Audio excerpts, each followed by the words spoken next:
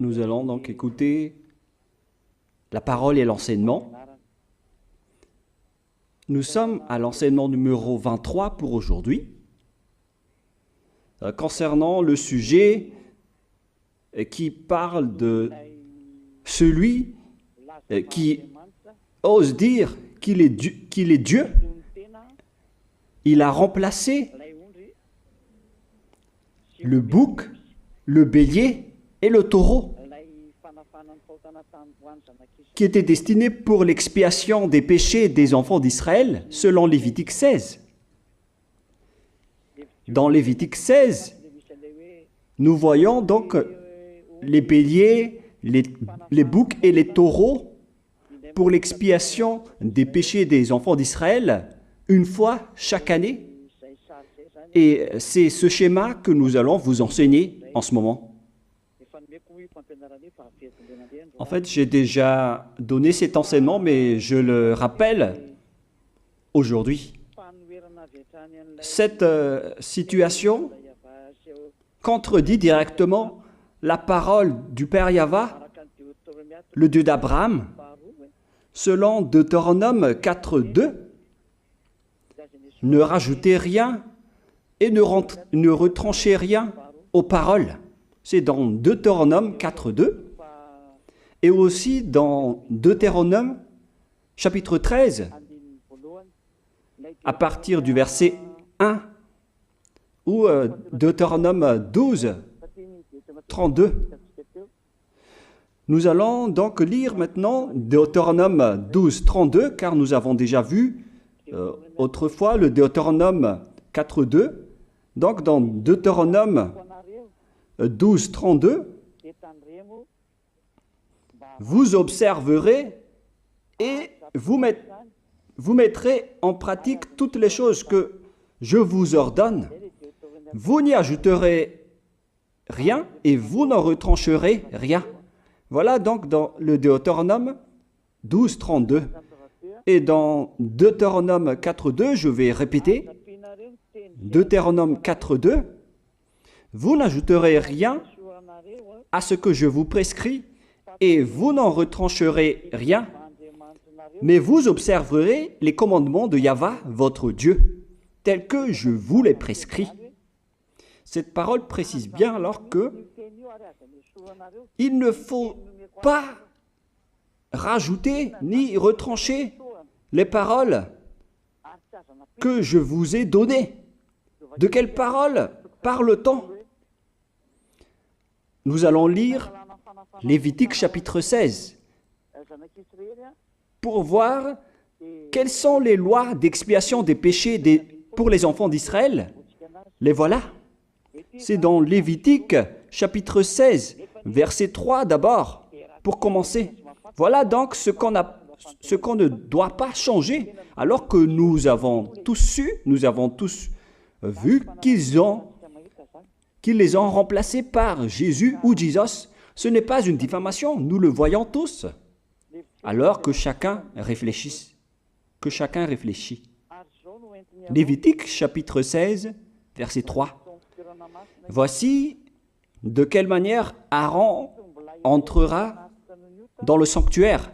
Il prendra un jeune taureau pour le sacrifice d'expiation et un bélier pour l'holocauste. Voilà, nous le voyons tous clairement, cette parole. Il existe donc le fait d'apporter un jeune taureau pour le sacrifice d'expiation, ainsi qu'un bélier pour l'holocauste. Verset 5. Il recevra de l'assemblée des enfants d'Israël 2 boucs pour le sacrifice d'expiation et un bélier pour l'holocauste. C'est-à-dire, en même temps, il y a un sacrifice de taureau, de bélier et de bouc. Lévitique chapitre 16, toujours, mais dans le verset 34. Ce sera pour vous une loi perpétuelle. Voilà. Il se fera une fois chaque année l'expiation pour les enfants d'Israël à cause de leurs péchés. Nous sommes déjà au verset 34 pour information. Verset 34. Voilà. Ce sera pour vous une loi perpétuelle. Quelle est cette loi perpétuelle? C'est le fait de sacrifier les béliers, les boucs et les taureaux qui vont être tués pour sacrifice, pour l'expiation des péchés des enfants d'Israël. Selon le verset 34, ce sera pour vous une loi perpétuelle.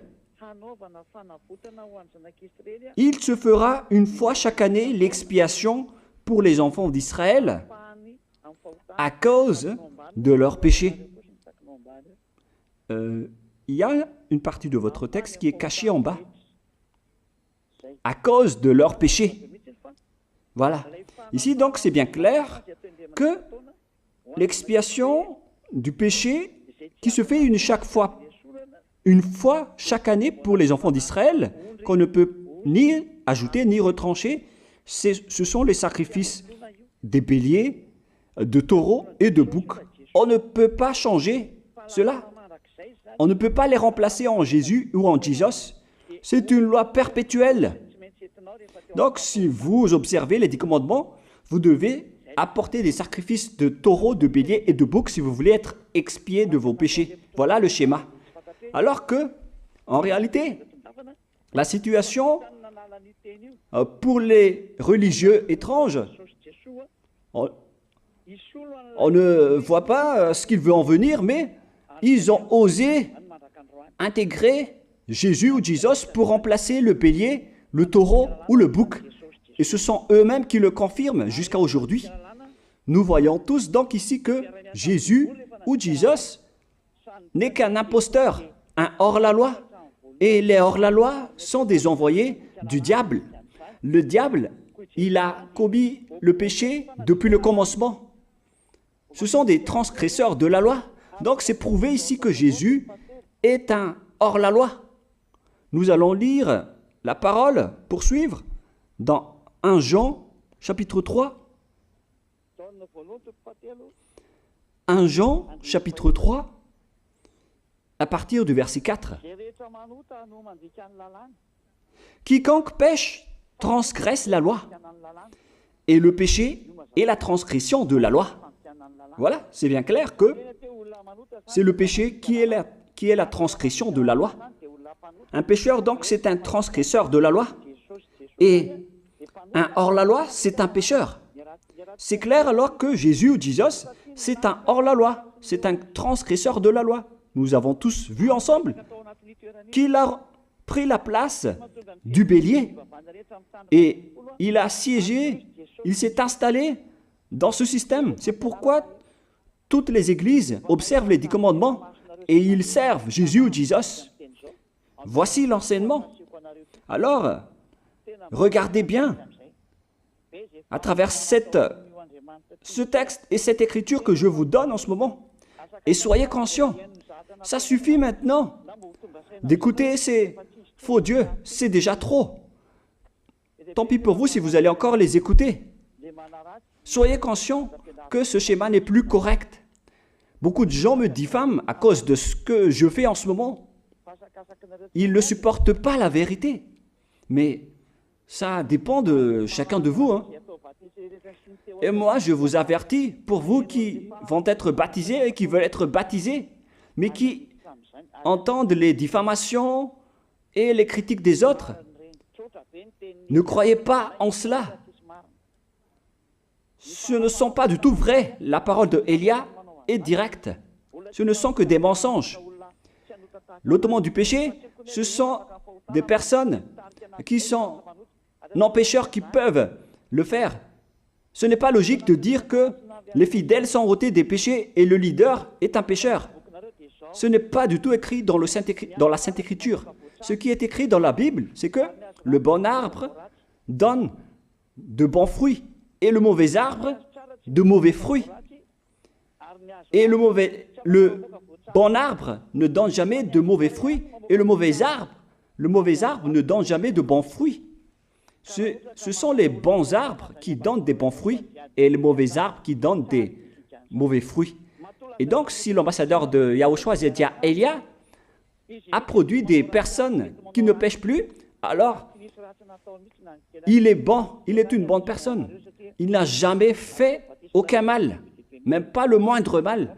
Voilà donc la leçon pour vous, car dans le cadre de ce baptême qui va arriver, il y a beaucoup de diffamation et de critiques. Donc je vous conseille de ne pas écouter cela, car ce n'est pas du tout la vérité.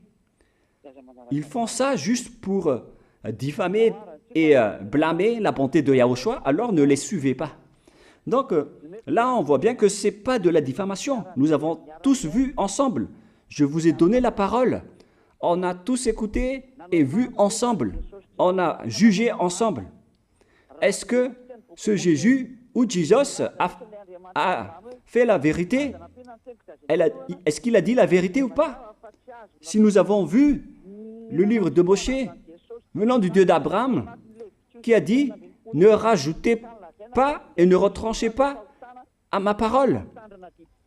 Nous avons vu alors que ils ont remplacé par ce Jésus ou Jésus les sacrifices d'expiation du péché, en disant après que c'est ce dernier qui ôte les péchés. Ce n'est pas du tout vrai. Celui qui peut ôter les péchés selon les 10 commandements, c'est le bélier, ou bien le taureau, ainsi que le bouc. Ce sont ces bêtes qui peuvent ôter les péchés. Quelle est alors la raison pour laquelle les religieux sont entrés dans ce mauvais schéma? Car c'est vraiment un schéma qui transgresse la loi. Car ils ont contré bêtement le livre du Lévitique chapitre 16. Ils l'ont contré bêtement, directement. Et après, ils ont remplacé par leur faux Dieu.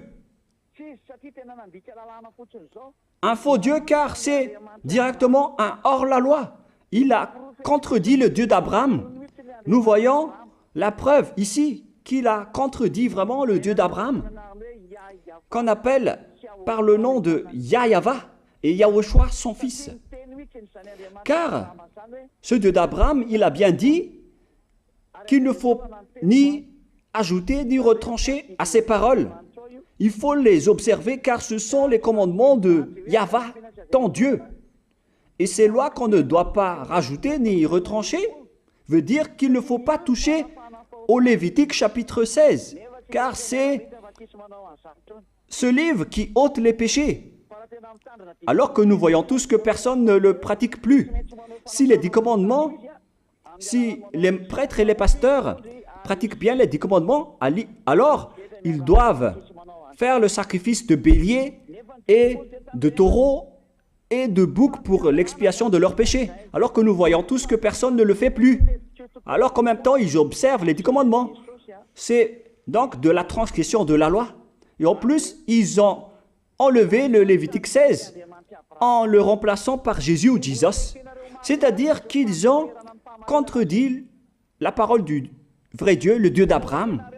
Et est-ce que vous allez encore oser contredire cette vérité? Est-ce que vous allez encore dire que vous êtes dans la vérité, que vous êtes dans la justice? Mais qu'est-ce que vous cherchez? Vous cherchez à prier et à servir le Dieu d'Abraham. Si vous voulez servir le Dieu d'Abraham, vous n'allez pas enlever le Lévitique 16, vous allez restaurer le Lévitique 16. Mais est-ce que vous allez encore oser le faire? Est-ce que vous pouvez encore le faire? La réponse, non. Vous ne pouvez plus le faire. Alors que il s'agit de l'expiation de vos péchés. Et dans ce cas-là, c'est obligatoire de le faire.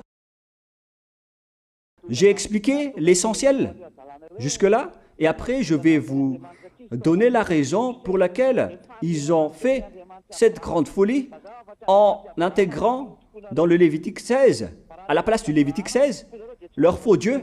C'est vraiment de la transgression de la loi. Vous n'avez pas servi le Dieu d'Abraham. Il n'aurait pas dû faire ça jusqu'à la fin, car il a dit qu'il ne faut pas ajouter ni retrancher à ses paroles, alors que vous avez osé le contredire et les changer. Nous allons donc voir maintenant dans Psaume chapitre 40, quelle est la raison pour laquelle les prêtres et les religieux ont arrêté le Lévitique 16 en le remplaçant par Jésus ou Jesus pour remplacer les boucs, le bélier et les taureaux. Et je vais vous expliquer la raison. Et eux, ils ne peuvent pas le nier car ils l'ont fait. Et si, par exemple, ils ne connaissent pas, alors il ne faut plus faire du n'importe quoi. Il faut que vous soyez enseigné par Élia, si vous voulez encore sauver votre esprit. Mais si vous ne voulez pas, alors tant pis pour vous et assumez les conséquences. Psaume chapitre 40, versets 6 à 8. Psaume 40, versets 6 à 8. Voilà donc le dégât qu'ils ont subi. Tu ne désires ni sacrifice ni offrande. Tu m'as ouvert les oreilles. Là, ils ont bien entendu et écouté que Dieu ne désire plus leur sacrifice et tout ce qui concerne ce sujet. Tu ne demandes ni holocauste, ni victime expiatoire. Ici donc, on est arrivé au stade où on n'a plus besoin des sacrifices. D'après ce schéma, alors, le Lévitique 16 a été supprimé. Et logiquement, puisque c'est une alliance qui a été détruite, alors on ne peut plus y entrer, car on ne peut pas ajouter ni retrancher aux paroles. Et donc, si on ne peut pas y entrer d'après la parole qui dit qu'on ne peut pas rajouter ni retrancher, si le Dieu d'Abraham a interdit le sacerdoce, alors logiquement, vous ne devez plus y entrer. Sinon, vous allez vous autoproclamer en tant que pécheur à jamais, alors que les pécheurs et les malfaiteurs n'iront jamais au ciel des cieux. C'est clair alors que c'est devenu un sens interdit, les 10 commandements et les lois de Moïse d'après ce schéma, car c'est la relation avec le Père Yahva qui a été détruite, qui a été supprimée, car il n'y a plus d'expiation de péché pour vous. Alors vous êtes fous si vous allez encore entrer dans ce schéma. C'est pourquoi on a besoin d'une nouvelle alliance, car l'alliance des 10 commandements et les lois de Moïse ne sont plus correctes. C'est devenu supprimé, car on ne peut plus faire le sacerdoce, mais les religieux ainsi que les faux dieux, ils ne se sont pas... ils ont facilité les choses en intégrant leur faux dieu à la place du bélier, du bouc et du taureau. Et voilà, c'est bien clair. Et d'après eux-mêmes, ils ont dit que l'intégration de Jésus ou de Jesus, c'est d'après ce livre des psaumes. Vous voyez que ici, je n'ai pas dit du n'importe quoi, c'est la vérité que j'ai dit. Je n'ai pas incriminé qui que ce soit. C'est vraiment la réalité et la vérité. Alors, ici, on prouve bien que ça a été supprimé, ce n'est plus autorisé. Et c'est encore confirmé dans Ésaïe 66.3 que celui qui fait des sacrifices, c'est comme celui qui fait de l'idolâtrie. Celui qui immole un bœuf est comme celui qui tuerait un homme. Celui qui sacrifie un agneau est comme celui qui romperait la nuque à un chien. C'est vraiment toute une histoire si vous allez faire cela. Celui qui présente une offrande est comme celui qui répandrait le sang d'un porc. Alors qu'à l'époque des 10 commandements, c'était carrément interdit. Celui qui brûle de l'encens est comme celui qui adorait des idoles. Ici donc, toutes les sortes de sacrifices ont été bloqués. C'est devenu interdit. C'est pourquoi le faux Dieu est entré dans Lévitique chapitre 16. Alors qu'ils n'ont pas du tout vu de leurs yeux qu'on ne peut pas ajouter ni retrancher aux paroles. Ils n'ont jamais vu et connu ces paroles. Il a fallu attendre l'arrivée de Élia pour vous montrer toute la vérité, pour vous montrer toutes les vraies paroles. Alors, il faut suivre Élia. Suivez Élia. Et c'est ce terme qui dit de suivre Élia que les gens ne supportent pas du tout. Mais qu'est-ce que je vais dire d'autre? Je vais vous dire de suivre qui? Alors que vous êtes tous pécheurs. Est-ce que vous allez suivre les pécheurs pour aller en enfer? Vaut mieux suivre Élia, car ceux qui l'ont suivi ne pêchent plus. C'est quoi le problème? Si c'est de la jalousie, alors vous n'êtes pas du tout sage. Mais si vous êtes sage, vous devrez être content en m'écoutant. Si vous cherchez ce Dieu d'Abraham, vous devez être très content en dansant à la maison en disant « Merci Élia, voilà ce que j'attendais ». Au lieu de dire des colères et de la haine, moi je vous donne de la parole de l'amour pour vous sauver. Alors sachez bien écouter. Et après, ils ont continué dans 40, verset 7 maintenant. Alors je dis, voici je viens avec le rouleau du livre écrit pour moi. Verset 8, je veux faire ta volonté, mon Dieu, et ta loi est au fond de mon cœur. Et eux, ils ont pris cette parole en disant que nous avons vu ce terme de rouleau du livre et directement, ils ont dit que on doit intégrer dans les 10 commandements le Fils du Très-Haut qui s'appelle Yahushua. Ils l'ont intégré dans les 10 commandements. Pour vous qui sont dans le mauvais sens, vous l'appelez Jésus. Vous avez intégré dans les 10 commandements votre Jésus, mais Yahushua n'entrera jamais là-dedans car c'est vraiment interdit, c'est un tabou. Le sens du rouleau du livre que Yahushua a parlé ici, c'est qu'on parle de son histoire dans le Sefer Torah juif. C'est-à-dire que le Sefer Torah juif a parlé de lui. Nous allons lire la parole à ce sujet. En parlant du rouleau du livre, ce n'est pas qu'il est entré dans le Lévitique 16. Non, c'est un tabou, c'est interdit. Mais il a parlé de son histoire. En parlant du rouleau du livre, nous allons lire la parole concernée à ce sujet. Selon Luc, chapitre 24, verset 44. Luc 24, 44. Puis il leur dit, « C'est là ce que je vous disais lorsque j'étais encore avec vous, qu'il fallait que s'accomplisse tout ce qui est écrit de moi dans la loi de Moïse, dans les prophètes et dans les psaumes. » Toutes les paroles qui parlent de lui dans la loi de Moïse, dans les prophètes et dans les psaumes. C'est ça qu'on parle ici. Mais il n'a jamais dit qu'il va remplacer le Lévitique 16. Au contraire, c'est un tabou, c'est un blasphème devant le Père Yahva, qui a déjà dit qu'il ne faut jamais ajouter ni retrancher ses paroles. Donc, les paroles qui parlent de lui, ce sont les paroles de la nouvelle alliance qu'il va instaurer, qu'il va exécuter. La raison pour laquelle il sera crucifié, c'est qu'il va instaurer la nouvelle alliance en versant son sang.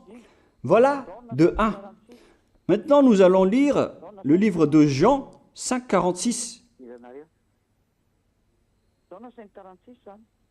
Jean 5,46.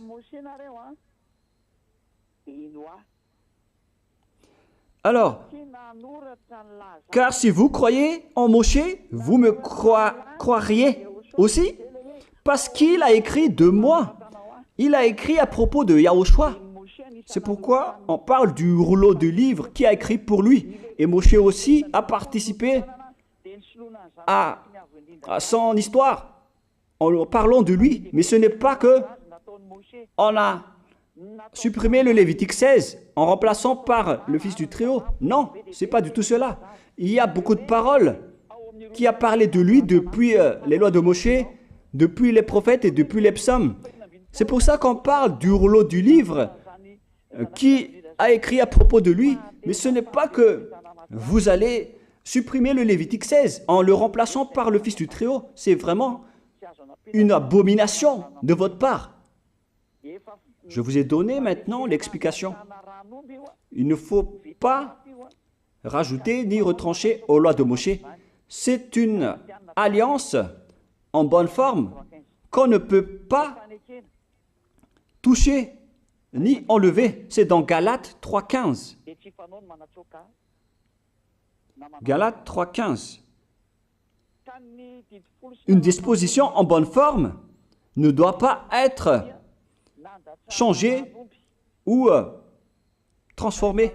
Les lois de Moshe, c'est une alliance en bonne forme qu'on a versé le sang de Zébu en plus.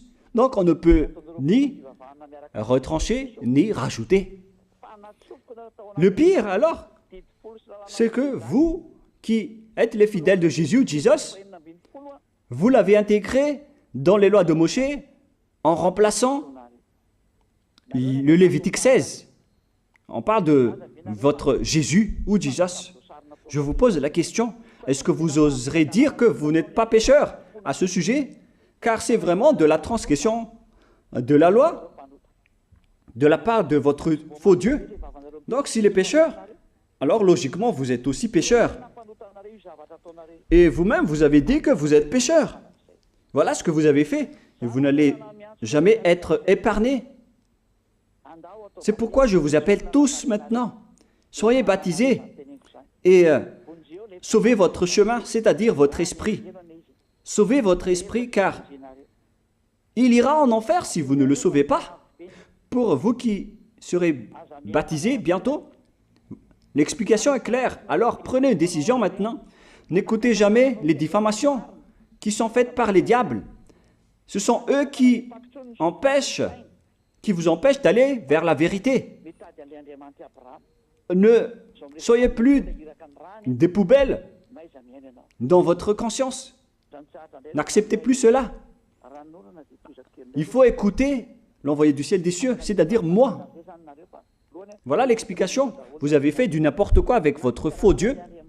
C'est votre faux Dieu qui a péché au commencement. Et logiquement, donc, vous avez tous aussi transgressé la loi avec lui. Et maintenant, vous êtes tous dans le péché. Et vous vous abritez dans la parole qui dit Dieu n'est pas venu pour appeler les justes, mais les pécheurs, pour se repentir. Le problème, c'est que c'est votre Dieu qui est vraiment un pécheur. Voilà le schéma qui prouve qu'il est pécheur. Donc, je vous souhaite à tous d'être bénis par Yahushua. Prions ensemble. Merci infiniment, Père Yahva, pour cette parole. Une parole qui conscientise les gens pour se retourner vers toi et pour faire rester fermes tous les enfants du Très-Haut, les personnes que tu as déjà choisies, pour qu'ils restent bien fermes dans le service, et pour ceux qui sont encore à l'extérieur, qu'ils courent vers Elia, car Elia et toi, Yahushua, vous êtes uniques. Merci infiniment, Père Yahva. Merci infiniment, Yahushua. Sauve les gens pour qu'ils soient intégrés au ciel des cieux, pour que les gens écoutent la parole, Père Yahva, Yahushua, toutes les paroles que j'ai montrées. Confirme toutes mes paroles, Yahushua et Père Yahva, pour la gloire de vos noms si saints. Merci pour ta bonté et pour ta grâce. Au nom de toi, Yahushua, je fais toutes ces prières. Alléluia, Amen. Donc, je vous souhaite à tous d'être bénis par Yahushua et à demain. Au revoir.